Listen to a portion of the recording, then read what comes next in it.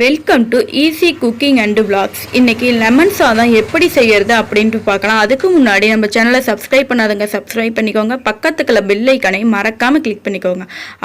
அப்பதான் நான் போடக்கூடிய வீடியோ எல்லாம் உங்களுடைய நோட்டிஃபிகேஷனுக்கு வந்து சேரும். நான் இப்போ வந்து கோயிலுக்கு வந்து லெமன் சாதம் செய்ய போகிறேன். அதனால் வந்து நான் 5 லெமன் எடுத்திருக்கேன். 1.5 படி அரிசி ஊற போட்டிருக்கேன்.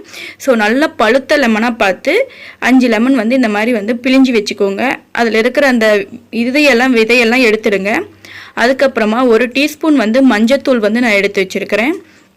நீங்கள் வந்து வீட்டுக்கு செய்கிறதா இருந்தால் அரை டீஸ்பூன் கூட போட்டுக்கலாம். இப்போ வந்து நான் வரமிளகா பச்சை மிளகா எது வேணால் ஆட் பண்ணிக்கலாம். நான் வந்து வரமிளகா எடுத்துக்கிட்டேன். இது 15 வரமிளகாயை வந்து நல்லா வந்து இந்த காம்பியெல்லாம் கிள்ளி 2 உடச்சி வைக்கணும். நான் உங்களுக்கு முழுசாக காட்டியிருக்கேன், உடச்சிக்கோங்க. அதுக்கப்புறமா சீரகம் வந்து 1.5 டீஸ்பூன் எடுத்துருக்கிறேன். அப்புறம் அதுக்கு தேவைக்கேற்ப வந்து உப்பு நான் எடுத்திருக்கேன். உப்பு வந்து கல்லுப்பு எடுத்துக்கிட்டேன்.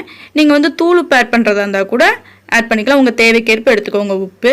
அதுக்கப்புறமா கருவேப்பிலை வந்து 2 கொத்து வந்து நல்லா உருவி இந்த மாதிரி எடுத்து வச்சுருக்கேன். வாங்க எப்படி செய்யுதுன்னு பார்க்கலாம். இப்போ ஒரு கடாயில் வந்து 3 டீஸ்பூன் வந்து ஆயில் விட்டுக்கிறேன். ஆயில் நல்லா காஞ்ச வேத்தி அடுப்பு வந்து லோ ஃப்ளேமில் வச்சுக்கோங்க. ஆயில் காயிற வரைக்கும் ஹை ஃப்ளேம் வேணுங்க. காஞ்சி வெட்டி லோ ஃப்ளேம் பண்ணிவிடுங்க. அதுக்கப்புறமா கடுகு உளுத்தம் பருப்பு போட்டு நல்லா பொரியிற வரைக்கும் வெயிட் பண்ணலாம்.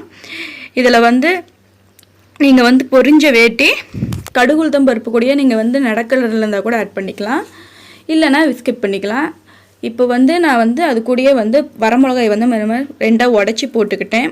அதை வந்து நல்லா 2 வதக்கினதுமே சீரகத்தை வந்து ஆட் பண்ணிக்கிட்டேன். அது கூடயே மஞ்சத்தூளை வந்து 1.5 டீஸ்பூன் வந்து மஞ்சத்தூள் வந்து நான் சொல்லியிருந்தேன்ல, அதையும் இது கூட ஆட் பண்ணிக்கலாம். மஞ்சத்தூள் ஸ்மெல்லாம் போகணும். நல்லா வதக்கி விட்டுக்கோங்க ஒன்ஸு. அதுக்கப்புறமா கருவேப்பிலை ஆட் பண்ணிக்கலாம். கருவேப்பிலை இது கூட ஆட் பண்ணிக்கிட்டு அதையும் ஒரு வதக்கிக்கோங்க. இது எல்லாம் ரொம்ப ஐயா வதக்கணும் அப்படின்னு தேவையில்லை, ஓரளவு வதக்கினாவே போதும். இப்போ நம்ம புளிஞ்சு வச்சுருக்கிற அந்த லெமன் சாரை வந்து இதில் இப்போ நம்ம ஊற்றிக்கலாம். இப்போ இது கூட கொஞ்சோண்டு கல்லுப்பு வந்து நான் ஆட் பண்ணிக்கிறேன். நீங்கள் வந்து இதில் கல்லுப்பு கம்மியாக போயிடுச்சுன்னா கூட சாதம் வந்து நம்ம ஆற வைப்போம், அதில் வந்து உப்பு கூட நீங்கள் ஆட் பண்ணிக்கலாம். உப்பு இதில் கம்மியாக போயிடுச்சு நீங்கள் ஃபீல் பண்ண தேவையில்லை. இப்போ வந்து இந்த உப்பு கரையிறதுக்காக நான் ஆயில் வந்து வாட்டர் வந்து கொஞ்சோண்டு ஆட் பண்ணிக்கிறேன். அந்த தண்ணி வத்துற வரைக்கும், நம்ம ஊற்றின அந்த தண்ணி வத்துற வரைக்கும் வெயிட் பண்ணலாம். அந்த மஞ்சத்தூள் ஸ்மெல்லு அப்புறம் லெமன் சாரோட ஸ்மெல்லாம் இப்போ வந்து வரும். அதெல்லாம் அடங்கி அப்புறம் வந்து அந்த தண்ணி வற்றி நம்மளுக்கு ஒரு மாதிரி புளி பதம் வரும். அது வரைக்கும் வெயிட் பண்ணலாம். பாருங்கள் ஃப்ரெண்ட், இப்போ வந்து அந்த புளி பதத்துக்கு வந்துடுச்சு. இப்போ அடுப்பை வந்து ஆஃப் பண்ணிடலாம்.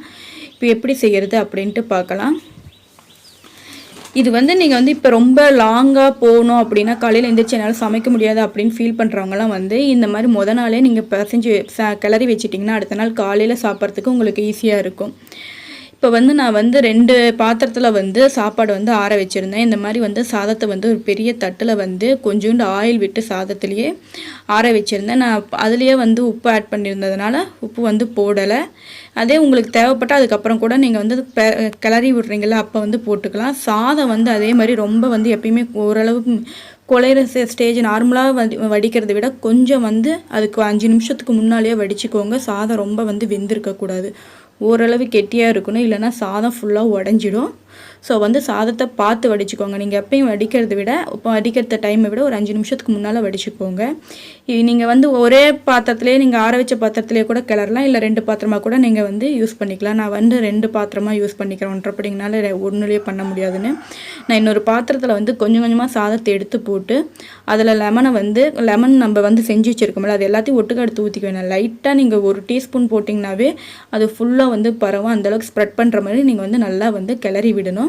நான் வந்து கொஞ்சமாக அந்த லெமன் கலக்கி வச்சுருந்தோம்ல, அந்த லெமனோட வாட்டரை வந்து இதில் கொஞ்சமாக சாதத்தில் போட்டு இந்த மாதிரி கிளறி ஒரு பாத்திரத்தில் எடுத்து போட்டுட்டுக்கிறேன். பாருங்கள் ஃப்ரெண்ட்ஸ், இப்படி தான் கிளறணும். எப்பயுமே சைடில் தான் கிளறதா இருந்தால் சென்டரில் போட்டு கிளறினீங்கன்னா அரிசி உடஞ்சிடும். ஸோ சைடாக பார்த்து கிளறிக்கோங்க. இதுலேயே நீங்கள் நிலக்கடலை இருந்தால் அதையும் போட்டு நீங்கள் வந்து செஞ்சிங்கன்னா நல்லாயிருக்கும் ஃப்ரெண்ட்ஸ். அவ்வளோதான் ஃப்ரெண்ட்ஸ், நம்மளுடைய லெமன் சாதம் வந்து தயாராகிடுச்சு. நீங்களும் செஞ்சு பாருங்கள். நம்மளுடைய சேனல் பிடிச்சிருந்தா சப்ஸ்கிரைப் பண்ணுங்கள், மறக்காமல் பெல் ஐக்கானை கிளிக் பண்ணுங்கள் ஃப்ரெண்ட்ஸ். தேங்க்யூ.